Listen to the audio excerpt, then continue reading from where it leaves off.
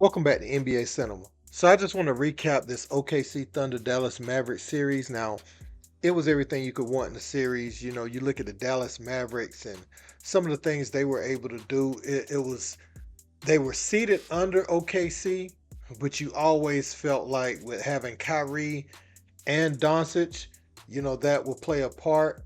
But also PJ Washington and the acquisition from Charlotte to insert him over Grant Williams really took that team to another level. And not only that, bringing in Daniel Gafford and having him and Derek Lively Jr. on the interior, you have rim running guys that challenge shots, catch lobs, shoot a very high percentage. And Lively tonight, he put on an exhibition, grabbing second chance rebounds, offensive rebounds, giving the guys more than one opportunity late down the stretch. And I feel like he gets the game ball. Um, some of those loose balls that he got, second chances he got, Lively, that's his last name explains his activity around the rim really well. And I thought for a rookie, some of those finishes, some of the things he did was very, very instrumental in the win. Kyrie Irving, big shot maker. Luka Doncic, big shot maker. Shai Gilgeous Alexander, big shot making. Jalen Williams had probably his best game of the series tonight. Um, but it was a hard fought series. Could have went either way. But you look at Dallas and you feel like they just had a little bit more with the way that team was constructed. As far as getting out of this series, and so they will await the winner of the of the Denver Nuggets and the Minnesota Timberwolves. Look at Shai Gilgeous Alexander, man. He had a masterful series. Thunder got a lot of young talent. Chet Holmgren lurking in the background for those dunks, making some big plays. I feel like OKC, what they really saw is right now at this point in Chet's career, probably need to play him at power forward. Jalen Williams need to go back to small forward. Probably maybe you keep Dort at the two with his defensive prowess. You might have to move on from Josh Giddey, and you need one of those bigs, right? It would have done wonders for them to have a lively type, or really, I ain't even gonna say lively. If they were to get like a Clint Capella type of player and put him beside Chet Holmgren, it could change the series. You wouldn't see Lively getting all those second chance opportunities over and over again. And you've seen, how big and how pivotal that was in the swinging of this series. But I enjoy both teams. I think that's the one thing OKC need to address the most. Because again, they got shot makers, Isaiah Joe off the bench. They got Cason Wallace doing his thing. They have those guys, but they need a real big, around the rim. Because first of all, you're gonna need somebody to contend with Joker. If they would have went in that series next round or against Gobert, Cat, and Nas Reed, they weren't gonna be able to contend. And I think Dallas is more built to at least challenge them, right? They don't have the offensive skill sets of, Nas Reed, Cat, or Jokic, but they can defend those guys as good as you can. Even though I think Dallas's guys are a little too young to defend Jokic really well, but I think you have two bodies to throw on them. That's all you can do, and that's why you're seeing some success with what Minnesota's doing.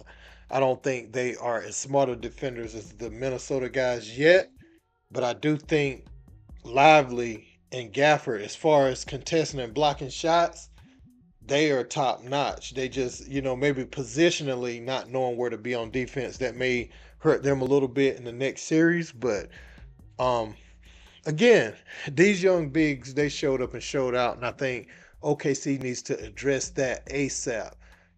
As far as putting a strong big beside uh, Chet Holmgren. So we'll see how that plays out this summer, what they look to address. Again, Dallas built this team in the offseason by drafting Lively, throughout the season by adding Gafford, adding PJ Washington, and really rounding out the roster. And so they built themselves for the postseason. Now they're back in the conference finals. If they win one game, that's farther than they got, with the Jalen Brunson team. if they win one game in this next round. So, um, or that's better than they did because I think they got swept by Golden State a few years back. So if they beat, and I expect it to be kind of competitive. I expect it to be kind of competitive because having Kyrie and Luka, those lob guys are going to get their opportunities. PJ Washington's going to get his open shots. And so other guys, and you got Josh Greens and those guys too that can knock down shots. Dante Exum and Tim Hardaway Jr. You got a lot of guys who can play off of these players. So I think, it's really refreshing to see. And I see sometimes Luka now is more willing to let Kyrie have the ball in his hands, which is commendable and something that I think allows them to be a little bit better. Um, but again, man, that was a hard fought series. Enjoyed every second of it.